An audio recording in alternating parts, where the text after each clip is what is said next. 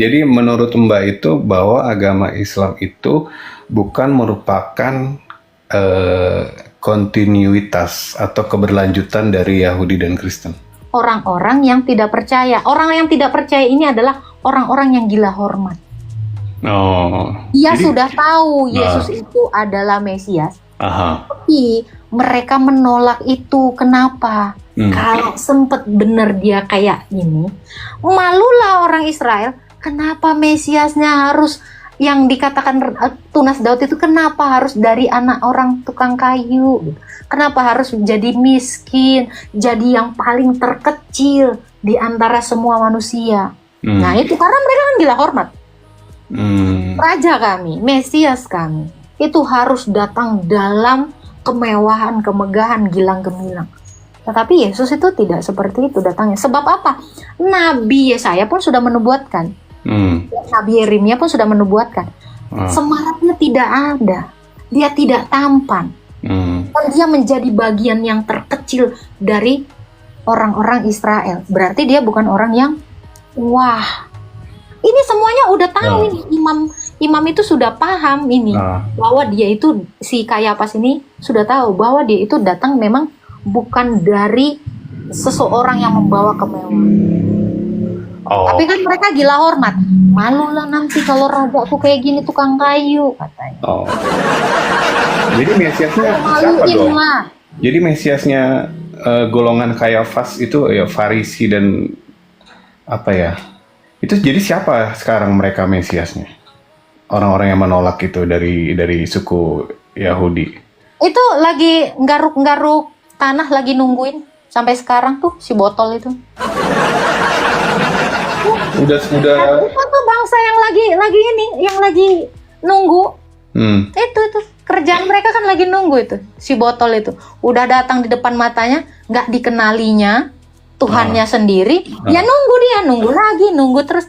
Nah ini contoh ya, ini sebenarnya gini, udah janjian, nubuat lah ini kan, udah janjian sama orang, sama satu perempuan ya kan, pokoknya nanti dia begini udah dikasih tahu, ketemu, bukan kau itu, dia asik nunggu yang lain, kalau udah ketemu itu jodohnya yang mereka janjian itu, tapi dia nolak. Enggak lah, enggak sesuai ekspektasi gitu ya. Kan ada gitu kan orang janjian di Facebook gitu kan.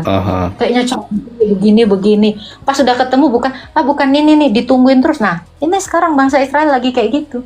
Cewek Facebook yang lagi nungguin padahal pasangannya udah ditengok depan mata. Tadi kan garuk-garuk tanah dia sambil nyoret-nyoret gitu kan. Ya, tadi Mbak bilang kan Nabi Yesaya, Jeremia menubuatkan kedatangan Mesias. Kalau emang udah benar-benar dinubuatkan karakter dan ciri-cirinya sesuai dengan Yesus, kenapa masih ditolak ya? Sama. Ya udah dibilang dari tadi jawabannya. Inilah kesalahan mereka mengenali. Aduh Tuhan. Keras kepala ya. 3 kali lo ngomong. Keras kepala. Ini 3 kali lo pertanyaanmu sama dengan diksi yang agak beda sikit gitu. Ini sama aja. Jadi memang keras kepala banget ya orang Yahudi itu ya? Itu bukan orang Yahudi yang keras kepala, kau. Karena kau udah 3 kali nanyain kau. Kau lah Yahudi. Udah dikasih tahu Mesiasnya dia. Masih lagi nunggu. Jadi Nabi baru. Mau sampai ya kapan kan? Datang udah 2025. Ini kan. Mau sampai kapan orang udah datang kok Tuhan Yesus? Mereka kan nungguin. Mereka nungguin terus kan kalau gitu. Ya biarin, namanya orang tersesat Pak, namanya orang buta. Iya, ya kita biarin aja, masa iya Pak, cewek Facebook yang kenalan itu masih nunggu sampai kakek-kakek, sampai nenek-nenek dia kan, padahal udah datang ditolaknya, ya udah, serah dia. Tapi menurut Bapak, apalah yang terjadi kepada cewek Facebook yang lagi ngarep-ngarep pasangannya itu, coba. Iya. Dia nungguin sampai mati kan? Bermimpi aja. Dia sampai mati. Tapi kenapa mereka dibilang bangsa pilihan Tuhan? Dulu itu mereka disebut bangsa pilihan karena Yesus Kristus ini memilih mengambil kemanusiaannya dari suku Yehuda. Makanya kenapa Israel itu ya, engkau Efrata, bagian terkecil dari Israel, itu dikatakan daripadanya akan dibangkitkan seorang Mesias gitu ya. Kenapa Israel yang dulu itu disebut pilihan? Karena kemanusiaan yang mau diambil firman ini itu dari keturunan Yehuda, dari bangsa Israel. Gitu. Karena saya pribadi melihat sosok Yesus Kristus di iman Kristen itu sangat menarik ya. Saya mencoba membandingkan pengajaran-pengajaran yang doktrinal antara Islam, Kristen. Kalau Yahudi saya nggak gitu tahu. Memang agak fundamental dan hukum tentang kekasihan ya. Kekasihan? Tampar pipi. Apa hukum kekasihan itu gimana sih? Maksudnya kasih, hukum kasih. Yang saya tahu, tampar pipi jangan dibalas, terus mengasihi musuh. Ajaran siapa itu, Pak? Ajaran siapa itu? Yesus kan? Oh, ajaran Bapak nggak ada gitu?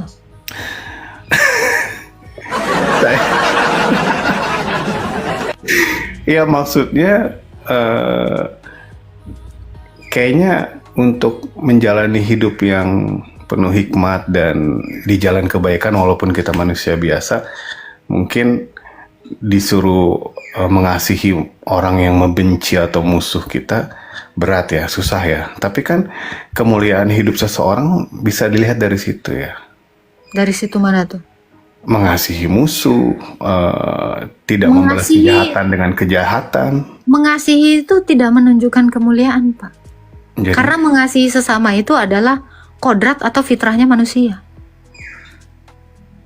Hanya orang Kristen itu nggak boleh bangga kalau dia baik. Karena baik itu adalah fitrahnya kami. Fitrahnya manusia diciptakan. Nah, itu susah dilakukan. Makanya kenapa Yesus itu datang membantu kelemahan-kelemahan kita, membantu kita untuk bisa melakukan hal yang sama dengan yang dilakukan Tuhan Yesus. Terus, oh ya, mumpung ingat, kalau memang jalan keselamatan dalam Kristen itu adalah melalui percaya kepada Yesus, terus kalau udah yakin diselamatkan, nggak perlu lagi untuk beramal, berzakat fitrah, apa gitu. Percaya ini apa dulu? Percaya apa? Gimana caranya supaya manusia bisa diselamatkan? Waktu Yesus bilang, lihat itu makanan, dimakan biar kenyang. Percaya itu bukan percaya, oh iya makanan itu bikin kenyang, dimakan. Iya kan, gitu kan? Bapak percaya makanan, misal ya ada kredok. Itu bisa bikin kenyang kita, sepiring kredok ya, bikin kenyang. Tapi kita cuman bilang, oh iya bikin kenyang. Tapi iya di mulut aja, aja. Ya nggak bisa lah, nggak bisa kenyang. Jadi percaya Yesus itu juga harus dibarengi dengan perbuatan. Karena Kristus itu adalah teladan dari manusia. Karena dia itu adalah role model sejatinya manusia. Manusia itu role modelnya kayak Yesus. Fitrahnya manusia itu kayak Yesus. Bersih, suci, kudus. Tapi maaf ya kalau saya mau tanya, menurut iman Kristen dan di Alkitab ya, ada gak satu catatan Yesus berbuat dosa apa gitu? Gak ada. Membunuh, berbohong apa? Ada. Oh, Gak kan ada. semua manusia nggak mungkin nggak berdosa dong. Kan dia adalah Allah yang jadi manusia. Lah, sama nggak? Saya manusia dengan dia adalah firman Allah yang jadi manusia. Sama nggak? Oh, Walau yang beda, kita lihat sama-sama bentuknya manusia, tetapi dia itu adalah Allah yang jadi manusia. oh iya. Oh iya, satu lagi Dia tuh dikatakan pernah membalikan pedagang-pedagang di Yerusalem di Bait Allah pada saat menjelang hari raya Pesah ya. Itu hal benar. Itu hal benar. Nggak boleh jualan di Bait Allah. Kayak gitu marah-marah gitu. Apa bukan dosa? Sekarang saya tanya, apakah Allah bisa marah? Bisa. Apakah marah sama dengan dosa? Saya tanya, apakah marah sama dengan dosa? Oh, iya. Beda toh? Nah, sama nggak mencuri dengan menasehati orang? iya, beda. Nah, gitu. Jadi ketika Yesus Kristus membalikkan bangku-bangku yang di bait Allah, penjual-penjual itu, dia sedang menegakkan kebenaran. Dia sedang memulihkan hakikat bait Allah itu yang adalah tempat untuk ibadah. Bukan ibadah aja, untuk umat-umat itu menyerahkan kurbannya. Mereka itu kan berjualan seperti itu, berjual beli kurban, sementara kurban itu nggak boleh. Dia harus memang dipelihara oleh orang-orang Lewi, lalu diserahkan kepada imam besar untuk diserahkan menjadi kurban penebus dosa. Jadi boleh nggak di bait Allah kayak gitu? Nggak boleh. Jadi ketika ada kotoran di rumahmu, kamu menyapu, apakah itu dosa? Iya. Tuh yang dilakukan kayak Tuhan pasar itu. ya. Ya, karena bait Allah tempat kita untuk melakukan kurban, bukan pasar. Pasar ya di tempat lain lah. Iya. Makanya teman-teman di sini kalau ke gereja jangan jualan ya sayangnya. Ada yang jualan. Iya, kalau ke gereja itu cari Tuhan, bukan cari cuan ya. Yang mau jual saksang jangan di gereja ya. Jual ikan kembung jangan di gereja sayang, jangan. Oke, satu hal itu saya bisa terima sih kalau di Mbak katakan itu tidak ada catatan Yesus pernah berbuat dosa dalam dia sebagai manusia gitu ya. Betul, ada dalilnya. Ada dalilnya Ibrani 4 ayat 15. Sebab berapa? imam besar, Ibrani 4 ayat 15. Bacalah. Oke. Ada saya Alkitab. Ya, sebab imam besar yang kita punya bukanlah imam besar yang tidak turut merasakan kelemahan-kelemahan kita. Sebaliknya dia dicobai namun tidak berbuat dosa. Jadi dia itu benar-benar sepenuhnya menjadi manusia. Ingat ya, benar-benar menjadi. Kalau menjadi sebelumnya bukan manusia toh. Ya, kalau dikatakan menurut keyakinan Kristen di kitab Ibrani 4 ini tidak berbuat dosa. Siapakah dia yang tidak berbuat dosa kalau bukan Tuhan semesta alam gitu ya? Maksud konteks itu dalam kemanusiaannya aja dia tidak berbuat dosa. Itu maksud konteks. Kalau nabi-nabi misalnya Musa pasti pernah berbuat dosa. Semua berbuat dosa. Yang berzina Daud ya, yang apa dia tuh mengambil istri orang kan ya, Daud. Istri orang apa budak orang ya, woi? Daud. Yang saya pernah baca dia mengambil istri salah satu panglima perangnya kan. Oh, istri orang diambil ya? Oh iya. Iya itu Daud. Berbuat dosa itu. Itu istri dosa. Orang diambil. Ya. Batsheba namanya. Iya. Ya Allah yang di bawah jangan gitu dong. Nggak ada, woi. Jangan gitu dong. Bukan Zainab, bukan, Bang. Enggak lah, Zainab beda lagi. Itu Zainab mah beda. Istri itu keponakannya Nabi Muhammad. Iya itu memang itu bukan istri orang, istri menantu, tapi bukan dia, bukan saya. Bukan beda. Ajar emang. Kalau dalam Islam ya, yang nanti akan datang di akhir zaman itu kan Imam Mahdi dengan Yesus, Isa. Nggak tahu saya. Imam Mahdi itu apa sih? Siapa sih? Nah itu juga saya justru pengen nanya sama pandangan Kristen gimana tentang nggak ada Imam Mahdi itu siapa? Nggak tahu. Untuk melawan Dajjal. Nggak ada. Jadi Imam Mahdi itu apa di dalam iman Kristen dan Yahudi ya, karena Kristen Ortodoks ini adalah Yahudi purba ya, bukan Yahudi yang nggak jelas sekarang ini ya. Jadi di dalam iman Kristen dan Yahudi yang dulu, Israel dulu, imam itu adalah orang yang menyerahkan kurban kepada Allah. Ya, dia adalah yang mendamaikan Allah dengan manusia. Ibrani 2 ayat 17, 16 dan 17. Ya. Jadi tugas imam itu seperti itu. Nah, kalau di dalam iman Islam sendiri, imam itu apa gitu? Imam Mahdi itu apa? Apa sih tugasnya? Gitu. Kalau dalam Islam itu Imam Mahdi dengan Isa tuh figur yang berbeda loh, Mbak. Enggak, Jadi, saya nggak nanya itu. Saya nggak nanya Isanya. Yang saya tanya imam itu apa sih tugasnya? Kalau di dalam iman Islam dan Yahudi, Kristen dan Yahudi, imam itu adalah orang yang menyerahkan kurban pendamai antara manusia dengan Allah.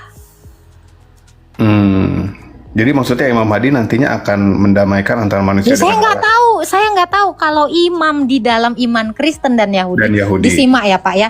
Tugas imam itu adalah mendamaikan antara manusia dengan Allah dengan cara menyerahkan kurban. Nah, kalau Imam Mahdi itu apa? Imam di dalam iman Islam itu apa? Saya mau tahu. Oh, yang saya dapat pengajaran itu Imam Mahdi ya dia yang akan melawan Dajjal bersama dengan Isa. Akhirnya Dajjalnya itu kalah dan akhirnya menghakimi Tugas manusia imam dan aja, tersisa. tugas imam aja coba. Tugas imam itu apa sih di dalam imannya orang Islam? Menjadi pemimpin umat Islam saat untuk menghadapi apokalips akhir zaman, terus berperang dengan kezaliman, terus menyampaikan kebenaran yang dibawa oleh Rasulullah. Kira-kira seperti itu. Tapi untuk konsep penghapusan dosa manusia itu dalam akhir zaman Enggak, saya teologi tanya Islam imam itu ini nggak ada. apa? Arti imam? Imam itu apa? Kan ada imam masjid, ada imam di rumah, ya kan? Suami itu imam. Makna imam ini loh, tugas imam ini apa? Saya mau tahu itu dulu. Pemimpin ibadah saya pikir ya, secara garis besarnya. Ibadah apa? Ibadah umat Islam. Oke, kira-kira Imam Mahdi ini juga dia disebut imam. Apakah sebelum dia membunuh Dajjal dia memimpin ibadah juga? Nah, itu Siapa saya juga tahu dia nggak tahu tuh. sholat dulu kan? Nah, Saya soalnya juga judulnya nggak tahu. imam. Gitu. Gimana tuh? Cuman kalau saya yang meragukan untuk masalah keselamatan ya, kan saya beberapa kali lihat live-nya Mbak ini hidup yang kekal. Nah, imam dulu ini saya masih penasaran nih. Nggak tahu saya. Kalau imam yang saya pahami itu dalam teologi Islam sebagai pemimpin umat dalam melaksanakan ibadah. Kalau Imam Mahdi ini dia juga imam kan? Apakah dia sebelum membunuh Dajjal dia juga memimpin ibadah sholat ini waktu sebelum Memimpin ibadah sholat pada waktu Dajjal itu turun ke dalam dunia untuk berperang dengan umat Islam. Umat Islam dipimpin oleh Isa Al-Masih dan juga Imam Mahdi. Jadi mereka tuh dua entitas yang berbeda. Imam Mahdi dengan memimpin perang melawan Dajjal. Iya, gitu. Nah, saya tanya nih, emangnya ini yang dipimpin ini umat Islam? Menurut teologi Islam. Sekarang saya tanya, memangnya Isa ini umatnya Islam, bukannya Muhammad ya? Nah, saya kan jadi bingung. Nah, kalau kamu mengatakan Imam Mahdi dan Isa memimpin umat mana? Umat Islam kata kamu berperang. Saya jadi penasaran, apakah Islam jadi umatnya Isa? Nah, kalau saya pribadi itu saya sangat kritis terhadap ajaran agama ya, kritis dan juga open-minded. Saya kritis dan juga open-minded, terbuka. Dalam hal itu saya pikir yang menjadi soko guru bagi umat Islam itu kan adalah Nabi Muhammad. Tapi yang saya baca dari beberapa literasi kan Nabi Muhammad pun tidak bisa, seolah-olah tidak berdaya untuk menyelamatkan umatnya yang masih hidup dan juga di akhir zaman nanti. Tapi kenapa kok yang turun berperang untuk melawan kezaliman yang diwakili oleh Dajjal itu malah Nabi Isa dan juga Imam Mahdi? Di situ agak confusing, agak mau mungkin ada yang bisa jawab itu ketika Pak Ridwan bertanya itu kepada ulama itu siapa? Ya, mereka bilang bahwa kalau Nabi Muhammad itu cuman sebagai penyampai kebenaran dan juga penutup daripada kisah-kisah agama samawi dari Yahudi dan juga Kristen dengan berbagai macam alirannya kan. Kalau Mbak Agatha Katolik ya? Bukan, Ortodoks. Ya, Ortodoks, Katolik dan juga Protestan. Ada yang lain-lain juga kan, gitu. Nah, ini waktu Bapak mempertanyakan ini ada jawaban nggak? Dia bilang gitu, untuk menyempurnakan agama yang ada sebelumnya, yang samawi ya. Karena kan kalau Hindu, Buddha, Konghucu udah beda lagi. Kalau lah Muhammad itu sebagai penyempurna, kenapa Isa yang datang berperang untuk umatnya si Muhammad? Berarti penyempurnanya sebenarnya Isa dong. Umatnya si Nabi Anda ini malah yang memimpin untuk berperang melawan Dajjal ini kok malah si Isa, bukan si Muhammadnya. Umatnya malah yang mimpin sekarang adalah Isa. Itu kan tadi jawaban Anda kan? Iya. Nah, kalau Nabi Muhammad itu cuman sebagai penyampai pewahyuan dari, berarti Islam dari umatnya kan? Isa dong. Bukan, finalnya adalah Islam harus menjadi umatnya Isa. Karena nabinya udah keok kan? Udah. Iya. Dia nyampein aja terus meninggoy. Nggak bangkit-bangkit, nggak diselamatkan juga sama kekasihnya kan? Oh maaf, sampai di situ dulu juga saya itu agak kritikal. Kan Nabi Muhammad wafat makan daging kan.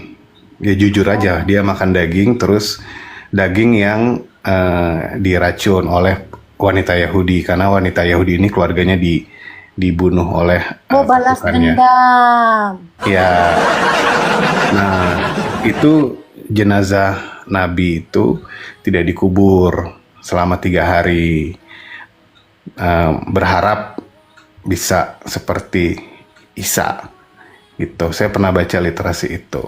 Tapi ternyata tidak ada peristiwa kebangkitan kan. Akhirnya dikubur dengan layak. Tunggu. Itu Tidak saya kritis terhadap itu. Tunggu. Ini tidak ada peristiwa kebangkitan berharap seperti Isa. Emang Isa mati? Tadi katanya nggak mati. Oke. Saya melihat narasi Anda yang di awal beberapa puluh menit yang lalu gitu kan. Narasi Anda mengatakan Yesus itu kan kalau di kalian kan mati, Isa enggak gitu kan. Loh, ini kenapa ada berharap malah sama Isa yang bangkit? Itu karena saya kritis, makanya saya melihat ada kontradiksi di situ. Kontradiksinya itu di Islam itu kami tidak meyakini bahwa Isa itu disalib, tapi diserupakan kan. Nah, sementara kontradiksinya, kenapa peristiwa kematian Nabi Muhammad mau untuk dicoba disamakan oleh para pengikutnya. Jangan dikubur dulu 3 hari, siapa tahu bisa bangkit gitu kan. Mereka mengimani itu, tapi itu tidak pernah terjadi. Akhirnya dikuburkan. Kenapa? Saya kritis terhadap itu, dan itu dari beberapa ini sahabatnya Nabi Islam kan? Oh iya, Abu Bakar, Umar, Utsman, Ali. Nah, ini kenapa sahabatnya ini nggak minta sama Tuhan? Ya sudah berharap, cuman mungkin memang takdirnya nggak bangkit, Mbak. Beda berharap dengan meminta gitu. Kenapa mereka yang adalah sahabat ya, yang diridhoi juga kan sama Allah kan? Ya kenapa dia nggak meminta, memohon gitu? Karena kan waktu ini Umar request kan, asbab turunnya ayat hijab itu kan Umar request nih. Kan itu dikabulkan sama Tuhan, akhirnya turun ayat. Lah kenapa Umar juga nggak meminta hal yang sama supaya dia dibangkitkan? Ya ada beberapa harapan doa yang memang Tuhan tidak kabulkan secara langsung, saya pikir ya. Jadi mungkin dalam hal itu saya melihat kodratnya Nabi Muhammad memang tidak untuk dibangkitkan seperti Yesus. Bukan Isa ya, Yesus. Gak ada nubuatan ini Nabi kalian yang terakhir ini dibangkitkan? Enggak ada sih. Yang saya tahu nggak ada ya. Mungkin kalau ada teman-teman yang tahu bisa dibantu. Oke. Nggak ada sih. Kalau nubuatan nggak ada, ya kan? Ayat juga nggak ada kan? Nah, kok bisa dapat konsep kebangkitan? Karena Isa kan nggak mati nih, dalam perspektif Islam nggak ada yang bangkit, ya kan? Nggak ada kebangkitan nih. Karena nggak ada kematian Isa. Ya, karena Isa kan nggak mati. Saya tanya, kok bisa di dalam iman Islam mengenal nanti bangkit? Nggak ada. Iya, itu saya pernah baca literasinya, cuman saya lupa ya. Coba saya cari dulu ya. Ada itu peristiwa itu, dan itu saya juga ada tonton channel Sunnah Nabi di YouTube yang Mbak tahu ya? Tahu gak sih? Lo nonton? Jangan. Nggak bisa. Saya orangnya kritis. Saya orangnya kritis, jadi kayak gitu-gitu ya udah, demi untuk menegakkan akal sehat logika saya harus tonton. Saya mau tahu wacana pemikirannya channel itu seperti apa. Betul, saya lihat punya dalil ada, ya udah. Gimana Mbak? Saya setuju. Saya juga sering belajar dari narasi-narasi mereka. Saya juga tonton. Iya. Untuk saya juga mempelajari apa sih argumentasi mereka. Betul. Bagus. Nih. Jadi nggak ada ya, nggak ada. Sempat pernah ada nggak sih di dalam ajaran Islam? Ini kan karena kan nabi ini kan mungkin di orang Arab kan dan seluruh bangsa setelah berikutnya ke sini kan. Nah, dari semasa dia diutus, ada nggak sih mengajarkan kebangkitan dengan realita yang ada? Mengajarkan kebangkitan secara mungkin spesifik saya belum pernah tahu, tapi untuk penebusan dosa, untuk mengequalkan atau menebus inilah kesalahan kita ya dengan berpuasa seperti saat ini kan merayakan hari raya, dan juga dengan berbuat banyak kebaikan, amal jariah, zakat fitrah. Oke. Pelajaran-pelajaran seperti itu ya, puasa, amal jariah, zakat. Ini di Nabi Isa sebelumnya pernah diajarin?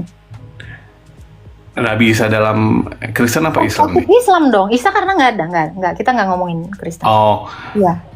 Mengenai penebusan dosa, enggak. Jadi untuk menebus kesalahan dosa kita selama di dunia, yang saya lihat itu harus kita sendiri yang berusaha. Kita sebagai manusia yang fana ini. Zamannya Musa, kan Musa juga kan diutus nih, nabinya kalian kan?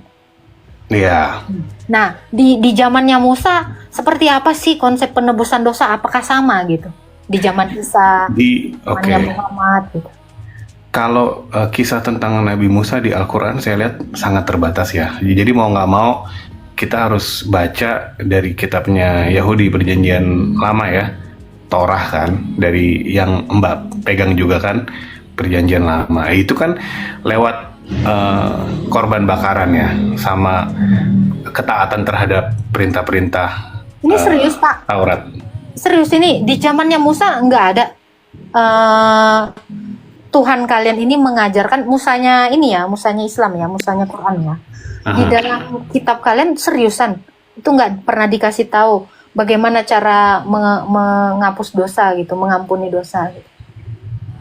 Ya dengan berbuat kebaikan, tapi setelah peristiwa Isra Miraj ya dengan sholat 50 tapi turun jadi 5 kali gitu. Pertanyaan saya ini berarti ada ya di zamannya Nabi dari Adam, itu nggak mungkin nggak diajarin kan cara dosa itu, apa nggak pernah diajarin gitu? Ibrahim, di zamannya Yunus, di zamannya semualah nabi kalian yang 24 itu. Apa itu nggak ada yang sama kah?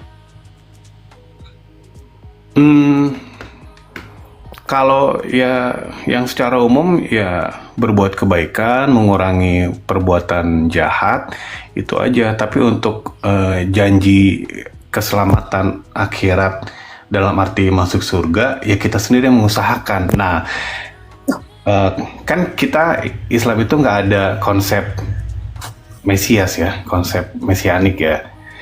Jadi kalau konsep mesianik kan Islam nggak ada konsep mesianik. Isa itu disebut Mesias. Tapi kan Isa Al-Masih putra Maryam, Mesias masih itu sama, Masihi itu. Nah, itu tapi Mesias. kan menolak penyalipan. Iya, tapi Isanya itu kan disebut Al-Masih toh, Mesias toh. Iya, sementara Mesias kan yang dalam pandangan Kristen dan Yudaisme itu kan harus berkorban ya. Saya nggak ngomongin enggak. Mesias itu bukan masalah berkorban, bukan. Karena Daud juga Mesias. Karena Harun juga Mesias, sebab Harun adalah imam. Harun itu bukan nabi ya. Zakaria itu juga bukan nabi. Ya. Yang nabi itu Musa, Daud. Nah, kalau dikatakan ya, Tuhan kalian ini dari zamannya Adam sudah mengajarkan penghapusan dosa itu seperti itu ya. Tapi nanti juga mau saya kritisi juga ini.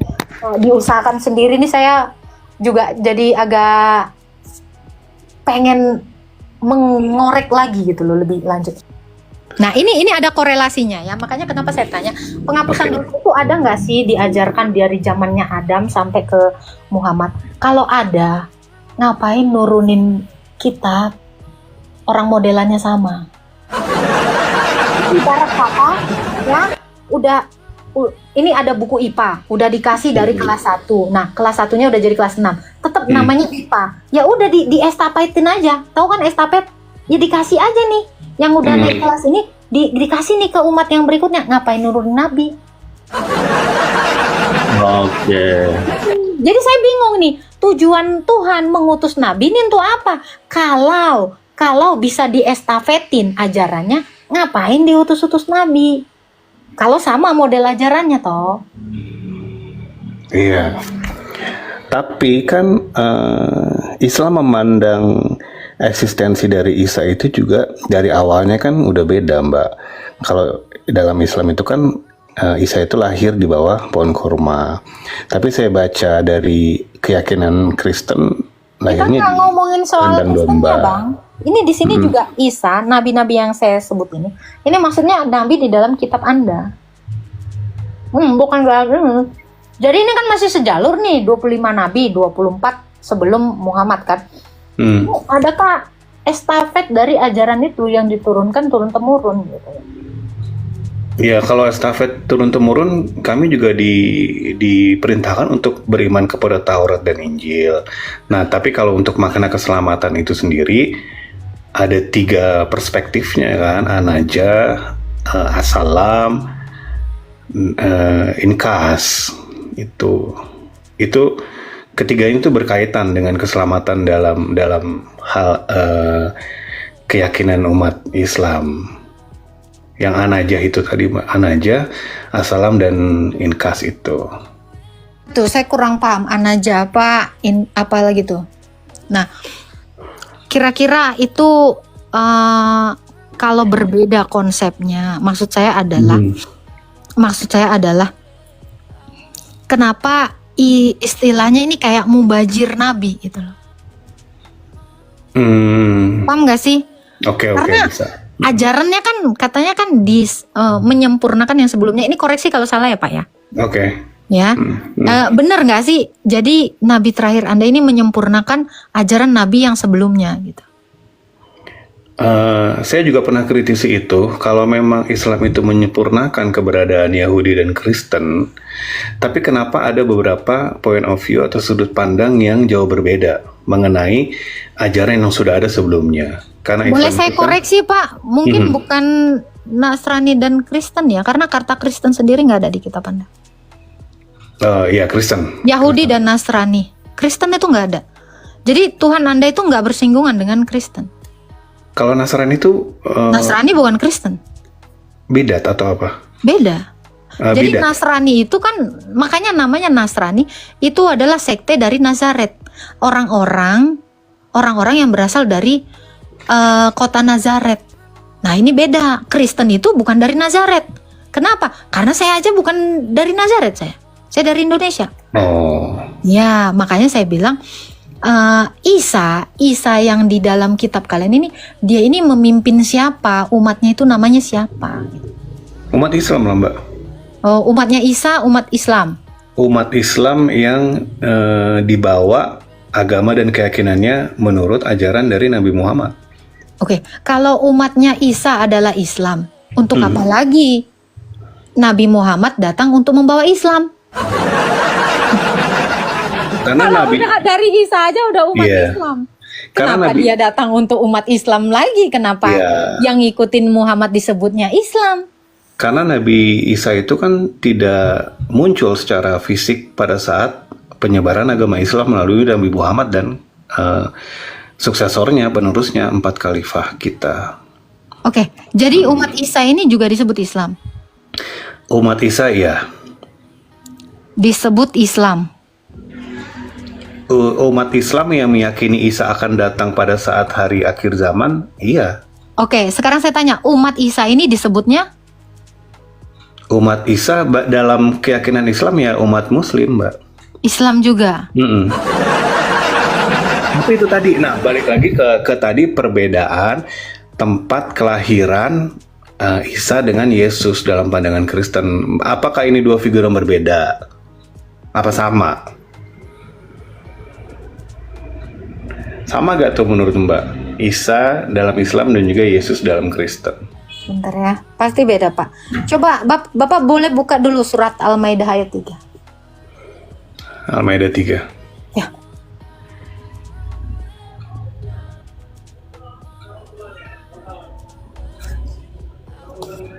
Iya. Baca dulu, kita baca dulu. Larangan mengkonsumsi makanan haram ya. Al-Maidah ayat 3 dulu dibaca. Surah Al-Maidah ayat 3 berisi tentang larangan mengkonsumsi makanan haram dan juga berisi tentang kesempurnaan agama Islam. Baca aja. Saya nggak nanya isinya dulu, tapi baca dulu ya. Oh iya, oke. Diharamkan bagimu dalam kurung memakan bangkai, darah, daging babi dan dalam kurung daging hewan yang disembelih bukan atas nama Allah, yang tercekik, yang dipukul, yang jatuh, yang ditanduk dan yang diterkam binatang buas kecuali kamu sembelih. Udah ayat 3 itu aja ya. Bentar. Panjang loh Pak. Coba Al-Maidah ayat 3 masa sih sependek itu? Bentar. Diharamkan bagimu memakan bangkai, darah, daging Darah. babi, disembelih, ya Panjang kan? sih. Itu tadi ya Bapak, yang untuk berhala ya kan? Iya, panjang sih. Azlam. Nah, pada hari ini orang-orang kafir telah putus asa sebab janganlah kamu takut kepada mereka, tetapi takutlah kepadaku. Pada hari ini telah kusempurnakan Untuk agamamu, kamu agamamu, betul. telah aku cukupkan nikmat bagimu. Ini Tuhan berbicara kepada siapa ini? Dan telah kuridai Islam itu jadi agama bagimu. Kepada Rasulullah. Oke. Berarti telah kuridoi Islam itu sebagai agamamu. Jadi baru ada di sini agama Islam. Lalu bagaimana umat Isa disebut Islam? Ya itu tadi karena Isanya menurut pandangan saya ya personal berbeda dengan Yesus dalam Kristen. Ini bener dulu Pak, apa yang kamu bisa tangkap di sini? Telah aku ini ya, pada hari ini telah aku sempurnakan agamamu. Ini aku di sini siapa? Aku Allah, telah aku sempurnakan agamamu. Allah ini menyempurnakan agama Islam karena di abad 1 belum ada agama Islam. Kan ini. Tadi makanya saya tanya berkali-kali, umatnya Isa disebutnya apa? Agama apa? Umatnya kalau Isa dalam teologi Islam ya umat Islam, tapi kalau kan beda tuh Isa dengan Yesus. Kalau Yesus di kandang Bethlehem. Saya tanya, bukan, saya nggak Kalau ngerti. Saya tanya, yang disempurnakan di sini agamanya? Agama Islam. Agama Islam yang disempurnakan. Jadi bukan agama orang disempurnakan sama Islam. Ini secara letterlek aja kita paham gitu ya. Telah kusempurnakan agamamu. Iya kan? Betul nggak? Telah aku ridhoi Islam jadi agamamu. Baru jadi agama. Ya kan? Oke. Maka siapa saja terpaksa karena lapar, bukan karena ingin berdosa. Nah ini dibolehin ya makan ya. Makan haram ya. Oke, jadi menurut Mbak itu bahwa agama Islam itu bukan merupakan kontinuitas atau keberlanjutan dari Yahudi dan Kristen. Bukan, jelas bukan. Beda, jelas bukan. Makanya kalau dikatakan dia sebagai kontinuitas dari Kristen dan Yahudi, ajarannya aja tadi udah beda. Kita ceritain jelas-jelas arti Masehi aja, Mesias, arti imam aja udah beda kan, konsepnya udah beda kan. Imam itu apa aja beda gitu kan, Tuhannya aja udah beda. Jadi Islam bukan continue dari agama sebelumnya.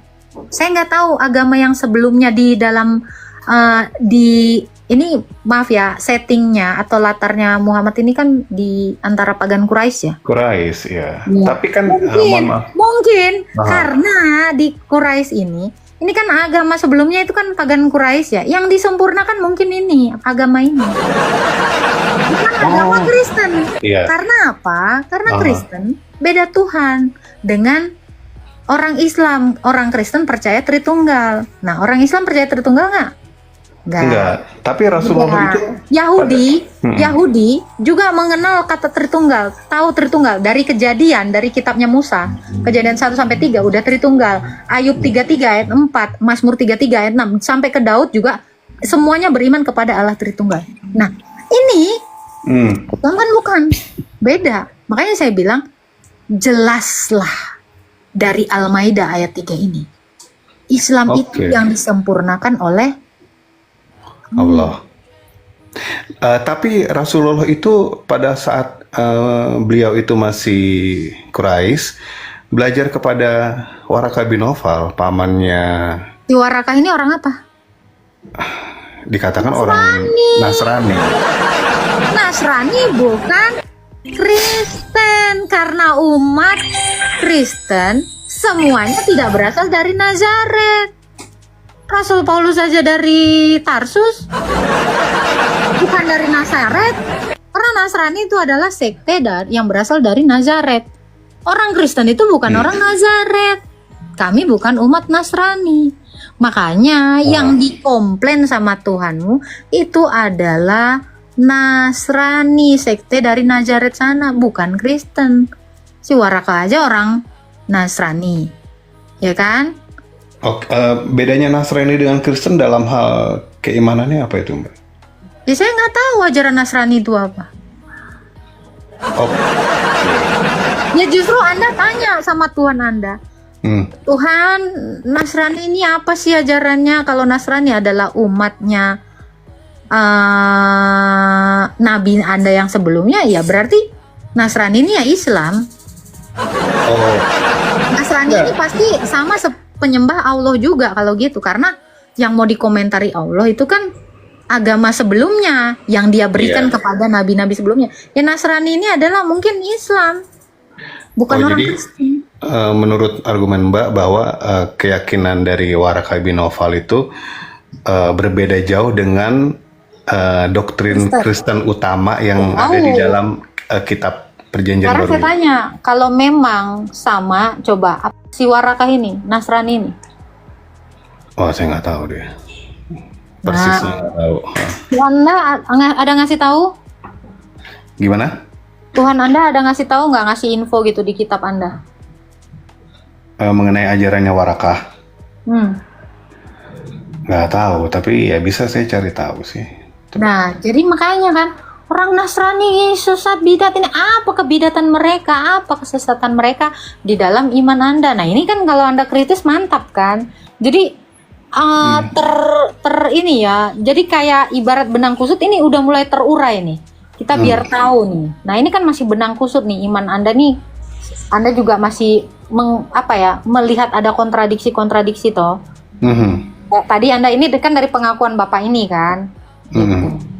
Nah dari pertanyaan Bapak ini sebenarnya mengurai benang kusut itu. Siapa sih Nasrani ini? Kenapa dikatain di dalam kitab kalian gitu? Siapa sih sekte Yahudi ini? Yahudi ini apa sih ajarannya gitu? Kalau memang Musa ini adalah Yahudi, Musa ini adalah nabinya orang Yahudi. Ini apakah sama gitu loh dengan ajaran berikutnya, karena kan kalian mengaku sebagai penyempurna agama yang sebelumnya. Ya sebelumnya pasti Yahudi toh, dan Iya. Nasrani di dalam kitab Anda. Ini nggak ada hubungannya dengan Kristen. Oh, oke, saya dapat nih artikelnya. Warakabi Novel itu adalah sekte Ebionit.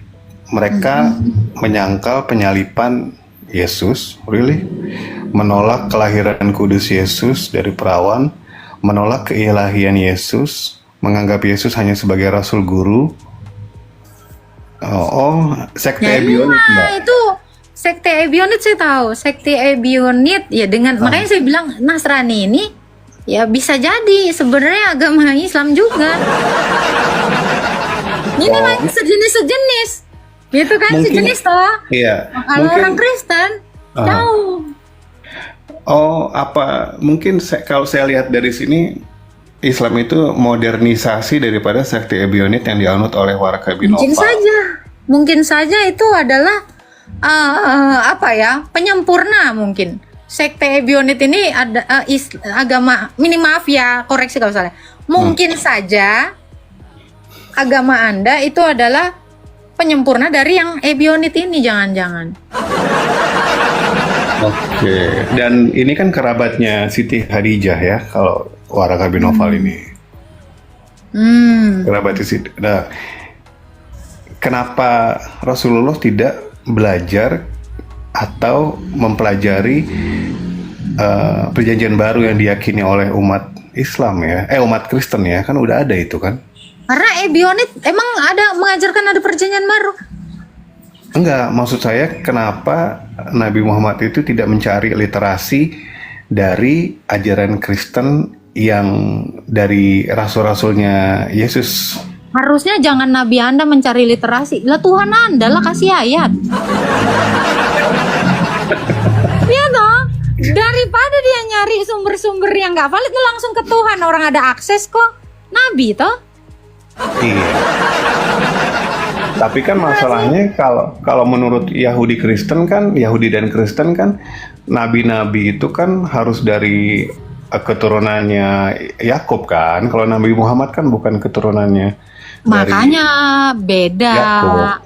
Makanya dikatakan Yahudi purba dengan Kristen. Ini berbeda dengan Nasrani dan Yahudi yang di kitab Anda. Itu karena Yahudi ini juga ada dua macam. Yahudi yang dulu banget ya, yang itu bangsa Israel yang sekarang kita tahu itu Yahudi purba. Dengan Yahudi yang sekarang itu juga ada dua macam, beda gitu. Itulah yang namanya Yahudi ortodoks dengan Yahudi rabini. Ini juga harus tahu kita sejarahnya. Nah, jadi kalau tadi klaim Bapak, telah kusempurnakan agama, siapa tahu Ebionit ternyata yang disempurnakan. Bisa jadi toh? Ya kalau itu mungkin kita kembalikan kepada teman-teman di sini, bisa masuk gak ke logical thinkingnya sama kita coba akal sehat. Kalau melihat dari ajarannya kan di sini dibilang Ebionit menolak penyalipan Yesus, sementara di Quran sendiri menolak penyalipan Yesus, tapi nggak dibilang secara spesifik kalau itu Judas kan, itu kan tafsir ya. Tapi gini Kalau Pak, Judas.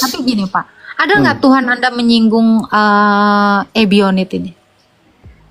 Maksudnya di dalam Quran? Karena Anda kan cari dari Wikipedia itu kan, Nasrani itu kan? Iya. Itu bukan pemahaman menurut perspektif Tuhan Anda dan kitab Anda. Itu kan secara umum. Iya. Nah, makanya saya bilang kita satukan dulu perspektif tentang Yahudi dan Nasrani di dalam kitab Anda dan di dalam iman saya. Oke. Nah, jadi dari sini udah mulai benang kusutnya udah mulai terurai ya. Ya bisa dibilang gitu. Kayaknya nggak ada singgung-singgung Ebionit di dalam Quran, Mbak. Iya, itu nggak ada. Karena Anda kan nyari literasi secara umum melalui Wikipedia. Iya, betul. Tuh, jadi memang dalam kitab Anda pun ya, itu tidak pernah menyuguhkan narasi tentang apa sih Nasrani ini. Atau ada? Nasrani apa sih? ya. Nah, ini Nasrani ini pun kitabnya apa? Saya penasaran juga. Maksudnya Ebionit ya, Nasrani garis miring Ebionit ya. Kita tidak ngomongin Ebionit karena Ebionit itu kalau kita bilang tidak ada literasinya di dalam kitab Anda. Nasraninya ini loh. Itu kan tadi Anda nanya si Warakah. Oke. Warakah sendiri nggak ada di kitab. Ada nggak? Nggak ada. Di Nggak mana maksudnya? ada. Oh, di hadits, ada di hadits ya. Nah, itu kan saya nggak tahu itu literasi entah dari mana, apakah bersumber dari Tuhan Anda, saya nggak tahu gitu kan. Nah, ini tadi yang saya tanya, Nasrani ini kitabnya apa? Ada nggak kira-kira? Nggak tahu saya nggak dapat ilmu tentang itu. Tapi kalau memang Rasulullah itu mengambil sudut pandang dari Ebionit yang diyakini oleh Warakah, ya makanya ada banyak kemiripan dalam dogma-dogma utamanya kan, mengenai penolakan Yesus disalib, Yesus lahir dari perawan, ya kan? Ini koreksi kalau salah koreksi ya. Apakah benar yang memvalidasi kenabian Nabi Anda ini adalah Warakah? Yang saya tahu itu Warakah adalah salah satu orang pertama di barisan awal yang mengakui kenabian Muhammad untuk bangsa Quraisy. Kalau Warakah adalah yang memvalidasi Muhammad itu sebagai nabi, berarti loh, maaf ya ini salah kalau koreksi kalau salah koreksi ya.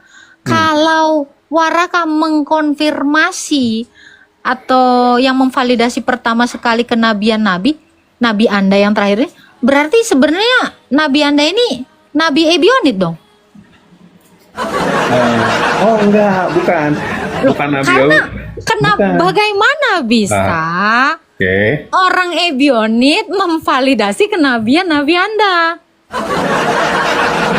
Oh mungkin dalam logikanya hal itu, logikanya loh. Oke. Dia ibarat kata dia memvalidasi loh. Dia punya otoritas apa memvalidasi dan yang menyatakan bahwa dia adalah nabi gitu loh. Mungkin Siapa dia? Mungkin saya bisa katakan bahwa Warakah bin Nawfal itu adalah barisan awal yang menjadi mualaf dari Ebionit ya, bukan dari keyakinan lain. Menjadi Islam, karena kan Islam agama bentukan baru yang bukan Ebionit, walaupun isi dogma pengajarannya itu banyak yang diambil dari Ebionit. Kalau Anda bilang dia adalah mualaf pertama ya, mualaf ya? Misalnya bisa dikatakan begitu. Atau Muslim pertama atau apa ini? Ya penganut Islam pertama yang diajarkan oleh Rasulullah. Oh, Muslim pertama-tama kali di dalam Quran Anda adalah Muhammad.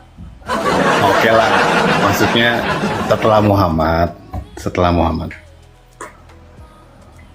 Setelah Nabi Muhammad, baru dia menjadi Muslim. Ya.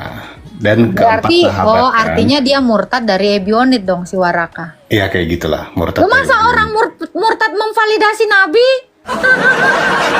Loh, kan murtad dari Ebionit. Ini sama seperti Iren Handono yang ngaku pernah jadi apa namanya ya? Biarawati saya tahu itu. Memvalidasi Nabi Anda sebagai Nabi, kan ngaconya sama. Iya, itu kan. Ya, sekarang gitu, masa orang murtad memvalidasi, orang mualaf memvalidasi, ini kan kacau. Mungkin saya lebih memilih diksi untuk Warakah itu mualaf di barisan awal yang mengikuti ajaran Muhammad, yaitu Islam. Boleh nggak? Gitu. Atau ada nggak otoritas seorang mualaf itu memvalidasi kenabian? Memvalidasi atau mungkin meyakini. Kalau memvalidasi kan ya bentuknya apa dia. Makanya tadi saya tanya, bener nggak sih Warakah ini mengkonfirmasi kenabian Islam? Kenabian Nabi Anda yang terakhir itu loh. Itu kan tadi pertanyaan saya. Iya. Kalau dilihat dari berpalingnya Warakah menjadi seorang penganut Islam, ya dia secara tidak langsung mengakui kenabian Muhammad karena kan memang syahadatnya begitu. Kalau sekedar mengakui, Anda juga kan bersahadat mengakui. Maksud saya adalah apa sih namanya, tahbisan itu apa ya? Inilah kevalidan Nabi Anda ini dari mana gitu. Karena gini Bang, orang Yahudi, orang Kristen, ya, mengimani bahwa nabi itu harus ditahbis oleh seorang imam, harus diurapi. Itu memvalidasi bahwa dia beneran nabi Allah. Karena Allah itu bekerja bukan hanya kepada nabi saja, tetapi ada juga imam, ada juga raja, gitu kan. Nah, ini yang karena kalau nabi di dalam iman Yahudi dan Kristen, kalau dia tidak diurapi, karena ini ada ayatnya, ya, kalau dia tidak diurapi, dia itu tidak sah menjadi seorang nabi. Jadi harus ditahbis. Ibarat kata kayak presiden dilantik toh. Kalau nggak dipaksa jadi presiden. Nah, sekarang saya tanya nih, kalau nabi Anda yang terakhir ini, nah itu siapa yang mentahbis dia? Yang mentahbis dia menjadi nabi bagi umat Quraisy gitu ya? Bagi umat Islam lah. Emang bagi umat Quraisy? Awal-awal kan di ini kan. Oke, siap. Di Ya, tanah umat Arab. Islam yang di Quraisy lah ya. Nah. Oh. Ya. Dari apa ya? Dari Asyaf kalau nggak salah deh itu ya. Dari surah Asyaf. Coba deh. Asyaf ayat 6, Mbak. Silakan. Dan memberi kabar gembira dengan datangnya seorang rasul yang akan datang sesudahku. Kunya ini Nabi Isa yang namanya adalah Muhammad. Jadi Itu Isa pernah mengatakan itu di kitabnya. dan memberi kabar gembira dengan datangnya. Kalau dari narasi ini kan dia katakan seorang rasul yang akan datang sesudahku. Kunya Baik. Itu validasi dari Isa ya kan? Ya. Ya, dia istilah kata dia mengkonfirmasi. Nah, pertanyaan saya, surah Asap itu diberikan kepada siapa? Isa. Isa atau Muhammad? Nah, masalahnya surahnya dari Muhammad untuk Muhammad. Nah, ini kan gimana? Kecuali gini, contoh. Daud di dalam kitabnya Mazmur memvalidasi bahwa Kristus itu disalib, Mazmur 22. Ada kitabnya. Divalidasi, makanya Yesus juga bilang harus digenapi semua yang tertulis tentang aku di dalam kitab nabi-nabi, Taurat Musa dan kitab Daud. Nah, ini nabinya ada, kitabnya ada. Ini kan berbeda kitab dengan kitab kami. Injil yang ditulis oleh Matius, Markus, Lukas, Yohanes ini berbeda dengan Taurat dan Zabur, gitu kan. Jadi validasi Musa di dalam Ulangan 18 ayat 18 tentang seorang nabi yang akan dibangkitkan, yaitu Kristus, dan validasi Daud tentang Yesus yang disalib ini masing-masing ada kitabnya, ada barangnya. Kalau tadi ini Anda mengatakan Isa mengkonfirmasi bahwa ada nabi setelah dia, ini di kitabnya Isa harusnya dong. Di Quran. Oh, kalau itu saya pernah tahu itu diajarkan itu kedatangan penghibur dalam perjanjian baru, iya gak? Hubungannya apa dengan perjanjian baru dengan saya? Bukan, maksudnya. Penghiburnya saya tahu, itu di Yohanes. Iya. Penghibur itu roh. Dunia nggak bisa ngelihat. Apa Muhammad ini roh? Enggak, manusia dong. Dan dikatakan penghibur ini menyertai rasul. Loh, apa Muhammad udah hidup di zamannya rasul kami abad 1? Wow. Logika. Kalau Anda mau bawa di dalam perjanjian baru, saya tahu betul itu. Yohanes 14 itu. Masalahnya itu roh yang diutus itu untuk menyertai Rasul Matius, Markus, Lukas, Yohanes, bukan Rasul Muhammad. Oh.